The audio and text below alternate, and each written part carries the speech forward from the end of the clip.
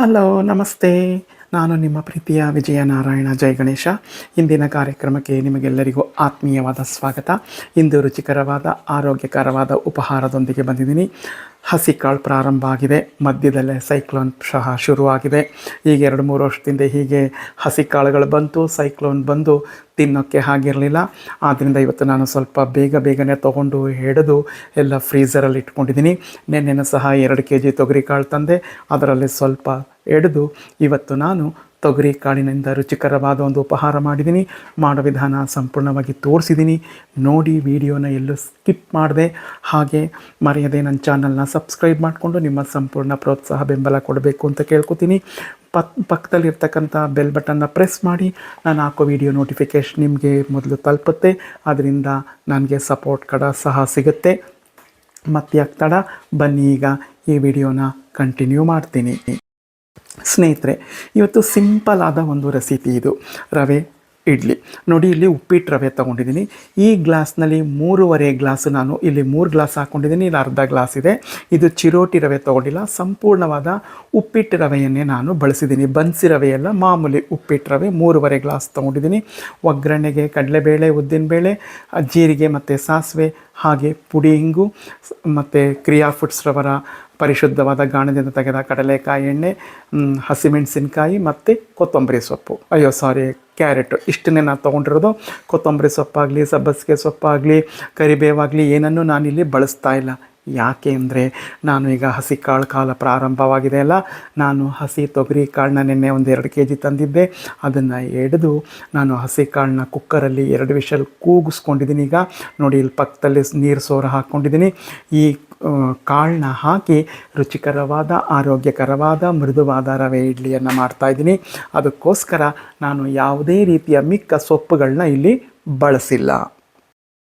ನೋಡಿ, ಪಾತ್ರೆ ಇಟ್ಕೊಂಡಿದ್ದೀನಿ. ಪಾತ್ರೆಗೆ 3 ಸ್ಪೂನಷ್ಟು ಕೊಬ್ಬರಿ ಎಣ್ಣೆಯನ್ನು ಹಾಕ್ಕೊಂಡಿದ್ದೀನಿ. ಈಗ ಅದು ಬಿಸಿ ಆಗಲಿ. ನೋಡಿ, ಕೊಬ್ಬರಿ ಎಣ್ಣೆ ಕಾದು ಬಂದಿದೆ. ಘಮ ಅನ್ನತ್ತೆ ಕೊಬ್ಬರಿ ಸ್ಮೆಲ್ಲು. ಇದಕ್ಕೆ ನಾನು ಸಾಸಿವೆ ಜೀರಿಗೆ ಹಾಕ್ಕೋತಿದ್ದೀನಿ. ಚಿಟಪಟ ಅಂತ ಸಿಡಿಸ್ಕೊಳ್ಳೋಣ. ಇದು ಸಂಪೂರ್ಣ ಚಿಟಪಟ ಅಂತ ಸಿಡಿದಾದ ಮೇಲೆ ಕಡಲೆಬೇಳೆ, ಉದ್ದಿನಬೇಳೆಯನ್ನು ಹಾಕ್ಕೊಂಡು ಬಾಡಿಸ್ಕೊಳ್ಳೋಣ. ಈ ಸಮಯದಲ್ಲೇ ನೀವು ಶುಂಠಿಯನ್ನು ಬೇಕಾದ್ರೂ ಬಳಸಬಹುದು, ನಾನು ಬಳಸಿಲ್ಲ. ಈಗ ಹಸಿಮೆಣಸಿನ್ಕಾಯಿ, ನಂತರ ಕ್ಯಾರೆಟ್ ಎರಡನ್ನು ಹಾಕಿ ನಾನು ಬಾಡಿಸ್ಕೊತೀನಿ. ನೋಡಿ, ಇದೆಲ್ಲ ಬರ್ತಾಯಿದೆ. ಮೆಣಸಿನ್ಕಾಯಿ ಮೊದಲು ಹಾಕ್ಕೊಂಡಿದ್ದೆ, ಅದು ಸ್ವಲ್ಪ ಬಂತು. ಈಗ ಕ್ಯಾರೆಟ್ ಹಾಕೋತಾ ಇದ್ದೀನಿ. ನೋಡಿದ್ರಲ್ಲ, ಇದನ್ನೇನು ಹೆಚ್ಚಿಗೆ ಬಾಡಿಸ್ಕೊಳ್ಳೋ ಅಂಥದ್ದೇನಿಲ್ಲ. ಕ್ಯಾರೆಟು ತಿರ್ಗಾ ನಾವು ಬೇಯಿಸ್ಕೊತೀವಲ್ವ, ಸ್ವಲ್ಪ ಹಿಂಗೆ ಬಾಡಿಸ್ಕೊಂಡ್ರೆ ಸಾಕು. ಈಗ ನೋಡಿ, ಈಗ ಬಾಡಿಸ್ಕೊಂಡು ನಾನೇನು ಮಾಡ್ತೀನಿ, ಸ್ಟವ್ನ ಆಫ್ ಮಾಡ್ಕೊತೀನಿ. ನೆನ್ಪಿಟ್ಕೊಳ್ಳಿ, ಸ್ಟವ್ನಲ್ಲಿ ಆನ್ ಇರಬಾರ್ದು. ಸ್ಟವ್ನ ಆಫ್ ಮಾಡಿಕೊಂಡು ನಾವು ತೊಗೊಂಡಿರ್ತಕ್ಕಂಥ ರವೆಯನ್ನು ಹಾಕ್ಕೊಂಡು ಒಂದು ಸರಿ ಮಿಕ್ಸ್ ಮಾಡಿಕೊಂಡ್ರೆ ಸಾಕು. ರವೆನೇನು ಇದರಲ್ಲಿ ಬಾಡಿಸ್ಕೊಳ್ಳೋ ಅವಶ್ಯಕತೆ ಇಲ್ಲ ರವೆ ಇಡ್ಲಿಗೆ. ಈಗ ಸ್ಟವನ್ನು ಆಫ್ ಮಾಡ್ತಾಯಿದ್ದೀನಿ. ಆಫ್ ಮಾಡಿಬಿಟ್ಟು ಈಗ ನಾನು ತೊಗೊಂಡಿರ್ತಕ್ಕಂಥ 3.5 ಗ್ಲಾಸ್ ರವೆನ ಹಾಕ್ಕೊಂಡು ಒಂದು ಸರಿ ಅದೇ ಕಾವಲ್ಲಿ ಮಿಕ್ಸ್ ಮಾಡ್ಕೊತೀನಿ ಅಷ್ಟೆ. ನೋಡಿ, ಈಗ ಕೆಳಗಡೆ ಇಳ್ಕೊಂಡಿದ್ದೀನಿ, ಎಲ್ಲ ಮಿಕ್ಸ್ ಮಾಡಿದ್ದೀನಿ. ಅದ್ರ ಬಣ್ಣ ನೋಡಿ, ಕ್ಯಾರೆಟ್ ಹಾಕಿದ್ಮೇಲೆ ನಾನು ಇದಕ್ಕೆ ಅರಿಶಿನ ಹಾಕಿಲ್ಲ. ಏಕೆಂದರೆ ಅರಿಶಿನ ಹಾಕಿದ್ರೆ ಅದು ಯೆಲ್ಲೋ ಕಲರಲ್ಲಿ ಬರುತ್ತಲ್ವ, ಗ್ರೀನ್ ಕಲರ್ಗೆ ತಿರ್ಕೊಂಡು, ಆದ್ದರಿಂದ ಹಾಕಿಲ್ಲ. ಈಗ ನಾನು ಬೇಯಿಸಿಟ್ಕೊಂಡಿರ್ತಕ್ಕಂಥ ಕಾಳನ್ನ ಹಾಕ್ಕೋತಾ ಇದ್ದೀನಿ. ರುಚಿಗೆ ತಕ್ಕಷ್ಟು ಉಪ್ಪು, ಅಡಿಗೆ ಸೋಡಾ, ಹಾಗೆ ಇಂಗು. ಇಲ್ಲಿ ನಾನು 3/4 ಲೀಟ್ರ್ ಮೊಸರನ್ನು ಬಳಸ್ತಾ ಇದ್ದೀನಿ. ನಂದಿನಿ ಮೊಸರು 3/4 ಲೀಟ್ರ್ ಬಳಸ್ಕೊತೀನಿ. ಅದು ಸಾಕಾಗಲಿಲ್ಲ ಅಂದರೆ ಬೇಯಿಸಿಟ್ಕೊಂಡಿರ್ತಕ್ಕಂಥ ನೀರಿದೆಯಲ್ಲ, ಅದರಲ್ಲೇ ಪೌಷ್ಟಿಕಾಂಶ ಇರೋದು. ಆ ನೀರನ್ನು ಹಾಕ್ಕೊಂಡು ಮಿಕ್ಸ್ ಮಾಡಿ ಇಟ್ಕೊತೀನಿ.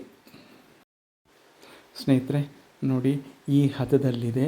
ನಾನು ಇಲ್ಲಿ ಸುಮಾರು 3/4 ಲೀಟ್ರ್, ನಿಮಗೆ ಹೇಳಿದ್ನಲ್ಲ, 3/4 ಲೀಟ್ರ್ ಮೊಸರನ್ನು ಹಾಕ್ಕೊಂಡಿದ್ದೀನಿ. ಆ ಗ್ಲಾಸ್ನ 3.5 ಗ್ಲಾಸು ರವೆಗೆ, ಉಪ್ಪಿಟ್ಟು ರವೆಗೆ, ಚಿರೋಟಿ ರವೆ ಬಳಸಿಲ್ಲ. ನೋಡಿ, ಇದಿಷ್ಟನ್ನು ಹಾಕ್ಕೊಂಡು ಇದು ತೊಳೆಯೋಕ್ಕೆ ಒಳಗಡೆಗೆ ಬೇಯಿಸಿರ್ತಕ್ಕಂಥ ನೀರನ್ನೇ ಹಾಕ್ಕೊಂಡಿದ್ದೀನಿ. ಇನ್ನೊಂದು ಸ್ವಲ್ಪ ನೀರು ಉಳಿದಿದೆ ಅಷ್ಟೇ. ಈಗ ಚಟ್ನಿಯನ್ನು ಮಾಡ್ಕೊಂಡು ಬರ್ತೀನಿ. ಅಲ್ಲಿವರೆಗೂ ಇದನ್ನು ನೆನೆಯುತ್ತೆ. ನೆನೆದ ನಂತರ ನೋಡೋಣ, ಗಟ್ಟಿಯಾಗಿದ್ದರೆ ಇದೇ ನೀರನ್ನು ಹಾಕ್ಕೊತೀನಿ, ಇಲ್ಲ ಅಂತಂದರೆ ಅಷ್ಟೇ ಸಾಕು. ಈಗ ಚಟ್ನಿ ಮಾಡ್ಕೊಂಬರ್ತೀನಿ. ಸ್ನೇಹಿತರೆ ನೋಡಿ, ಮೊದಲಿಗೆ ಘಮಘಮಿಸುವ ಚಟ್ನಿ ಮಾಡಿಕೊಂಡು ಕೆಂಪು ಚಟ್ನಿ ಮಾಡಿದ್ದೀನಿ. ಒಗ್ಗರಣೆಯನ್ನು ಕೊಟ್ಟಿದ್ದೀನಿ, ಸಖತ್ತಾಗಿರುತ್ತೆ. ಈಗ ಹೇಗಿದೆ ಇದ್ರ ಹದ ನೋಡೋಣ. ನೋಡಿ, ಈಗ ನೋಡ್ತೀನಿ. ನೋಡಿ, ಗಟ್ಟಿ ಇದೆ. ಎಲ್ಲ ಉಂತು ಬಂದಿದೆ ನೆಂದು. ಈಗ ಈ ನೀರನ್ನು ಮಿಕ್ಕಿರ್ತಕ್ಕಂಥ ಈ ನೀರನ್ನು ಸಂಪೂರ್ಣ ಹಾಕ್ಕೊತೀನಿ. ಹಾಕ್ಕೊಂಡು ಒಂದು ಸರಿ ಮಿಕ್ಸ್ ಮಾಡಿಕೊಂಡು ನಿಮಗೆ ತೋರಿಸ್ತೀನಿ. ಸ್ನೇಹಿತರೆ ನೋಡಿ, ಹದ ಈಗ ಕರೆಕ್ಟ್ ಆಯಿತು. ಈಗ ನಾವು ಇಡ್ಲಿಯನ್ನು ಬೇಯೋಕ್ಕೆ ಇಡೋಣ. ನೋಡಿ, ನಾನು ಇಡ್ಲಿ ತಟ್ಟೆಗಳಿಗೆ ಎಣ್ಣೆ ಸವರ್ಕೊಂಡಿದ್ದೀನಿ. ತುಪ್ಪ ಇದ್ದರೆ ತುಪ್ಪ ಸವರ್ಕೊಳ್ಳಿ. ಈಗಾಗಲೇ ಇಡ್ಲಿ ಪಾತ್ರೆಯನ್ನು ನೀರು ಹಾಕಿಟ್ಟಿದ್ದೀನಿ. ಇದಕ್ಕೆ ನಾನು ಸಂಪಣವನ್ನು ಬಿಟ್ಟು ಬೇಯೋಕ್ಕೆ ಇಟ್ಟು ನಂತರ ತೆಗೆದು ನಿಮಗೆ ತೋರಿಸ್ತೀನಿ. ನೋಡಿ ಸ್ನೇಹಿತರೆ, ಎಷ್ಟು ಚೆನ್ನಾಗಿ ಬಂದಿದ್ದಾವೆ ಅಂತ ತೊಗರಿಕಾಳು ಇಡ್ಲಿ. ನೀವು ಈಗ ಸೀಸನ್ನು ಮಾಡ್ಕೊಳ್ಳಿ. ಅವರೆಕಾಳು ಇಡ್ಲಿ, ತೊಗರಿಕಾಳು ಇಡ್ಲಿ ಎಲ್ಲ ಸೀಸನಲ್ಲಿ ಮಾಡ್ಕೊಂಡು ತಿನ್ನಬೇಕು, ಸಖತ್ತಾಗಿರುತ್ತೆ. ಈಗ ತಣ್ಣಗಾಗಿದೆ.